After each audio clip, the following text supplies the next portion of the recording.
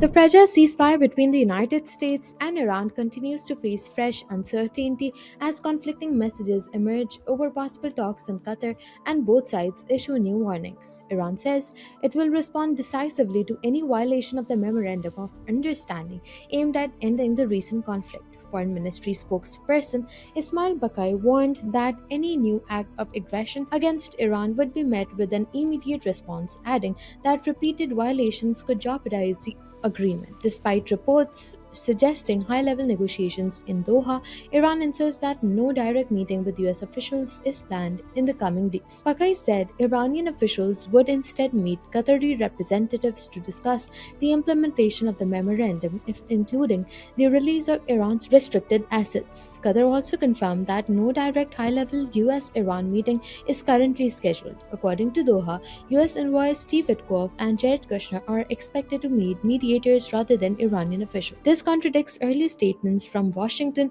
indicating that talks could take place this week. Qatari officials added that Iran's frozen assets remain subject to the 2023 agreement and have not been transferred to Tehran. They said the funds remain designated exclusively for humanitarian purchases. Meanwhile, Qatar revealed that a direct communication hotline established to prevent escalation in the Strait of Hormuz had been actively used over the past few days. The Gulf state is also coordinating with Oman to ensure the safe passage of commercial vessels through the strategically important waterway. Iranian President Masoud Pezeshkian reaffirmed that Tehran would not compromise on what he described as the rights of the Iranian people or the country's national interests. He said negotiations with Washington had taken place in coordination with Iran's leadership and within the country's legal framework. Iran has also criticized the International Atomic Energy Agency. Foreign Ministry spokesperson Esmaeil Baqaei said IAEA inspectors are still not being granted access to Iranian nuclear facilities and accused the agency of failing to fulfill its professional responsibilities.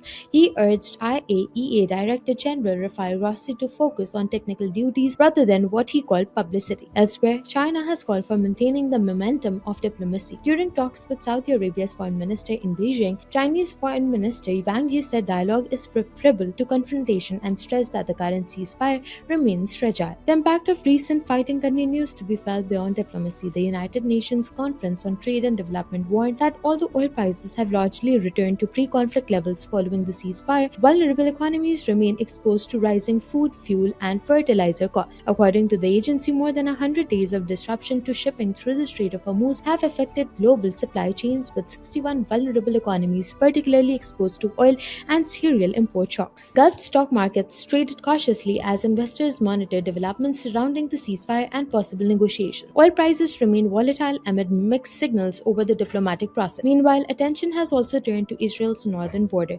During a visit to Israeli troops in southern Lebanon, Prime Minister Benjamin Netanyahu said Israeli forces would remain there for as long as Hezbollah continues to pose what he described as a threat. Netanyahu said Israel would not withdraw until the threat had disappeared, while also saying that Israel and Lebanon are two sovereign states that want to live in peace. Back in Iran, preparations are continuing for the public funeral of former Supreme Leader Ayatollah Ali Khamenei, who was killed in US-Israeli airstrikes earlier this year. The ceremony, delayed during the conflict, is scheduled to take place in Tehran this weekend, with the bodies of several of his slain relatives also expected to be presented.